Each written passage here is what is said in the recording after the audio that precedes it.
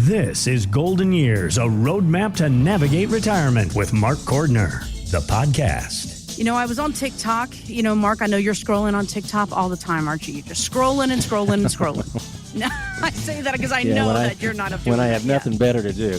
Yeah, because you have such downtime.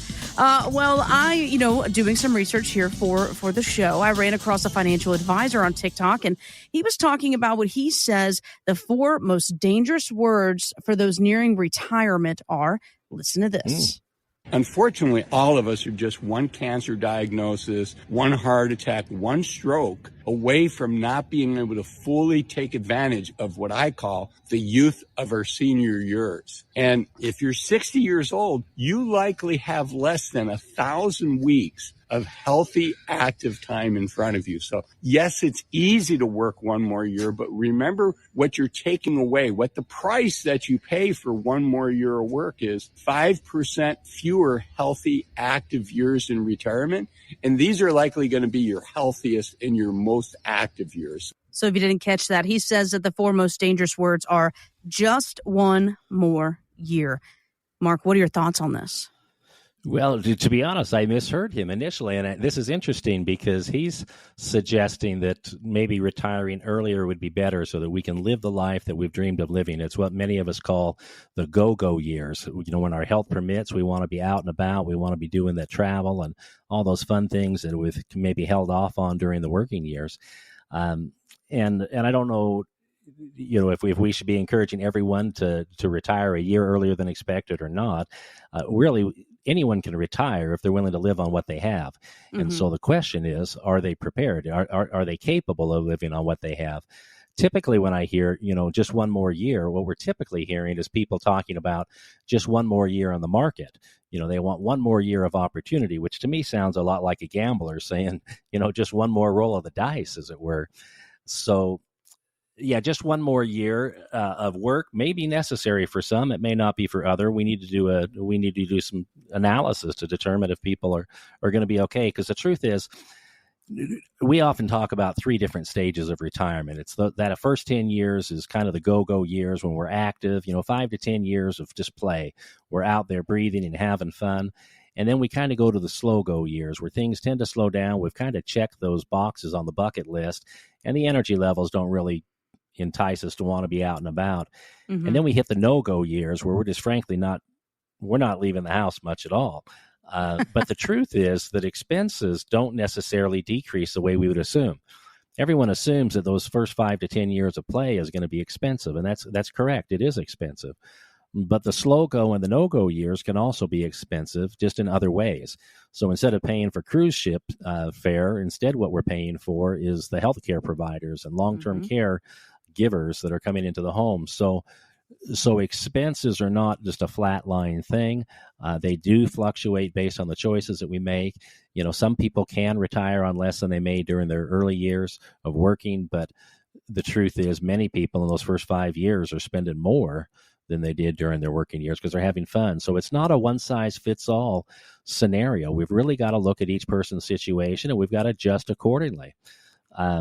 But generally, the biggest transition I find is people have to think differently. Mentally, they've been accustomed to thinking about accumulating money during that 20, 30, 40-year work horizon. So all they're thinking about is accumulate. But when it comes time to descend the mountain into retirement, we've got to make a finite amount of money last for an undetermined time period. And so there's a mental shift that has to take place. We have to go from accumulating money to preserving what we have. And that's the biggest difficulty for many people, because not only are the distribution rules and the tax rules and everything significantly different in retirement than they were during their working years, but people just have to think differently about their investments. And part of their assets are going to need to be safe. They're just simply going to have to be principal protected to sustain the uncertainties that come during those potentially many decades of retirement. So that's the mental shift, I would say. Certainly not a one-size-fits-all on when to retire. But yes, one more year in the market may not be in your best interest. We've got to shift to more preservation-oriented thinking modes.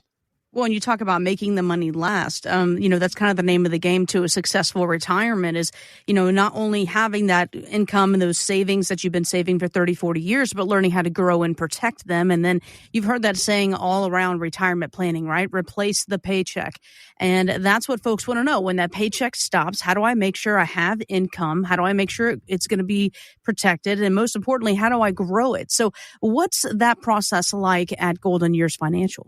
Well, it's really a two-step process, and I like your language there. I have a friend down in Arizona, a fellow by the name of Tom Hegna. He speaks on National Public Radio, PBS, and all this, and he talks about creating paychecks to replace the paychecks, and I like that thinking. There needs to be something dependable is really the key point of it. And so how do we go about that? Well, it's going to take a different mode of thinking. Again, we can't just be thinking about growing the money. Yes, we want to grow money to outpace inflation, but the biggest concern at this point isn't so much the sexy returns as it is just the preservation of that capital. So we want decent returns, of course, but it's the preservation of the capital and its ability to produce income. So part of the analysis we do for people is, what are your income needs? What are your expenses going to be? And then what are your income sources? How do they compare? There's often a gap between those two.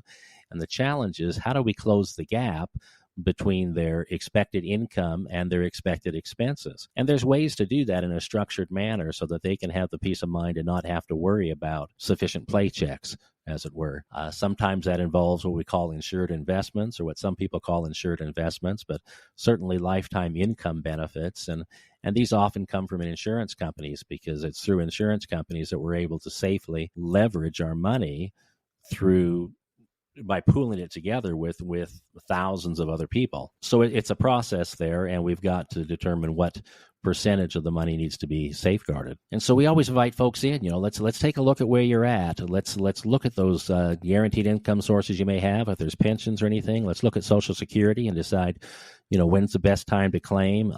If there's spouses, there's different considerations involved.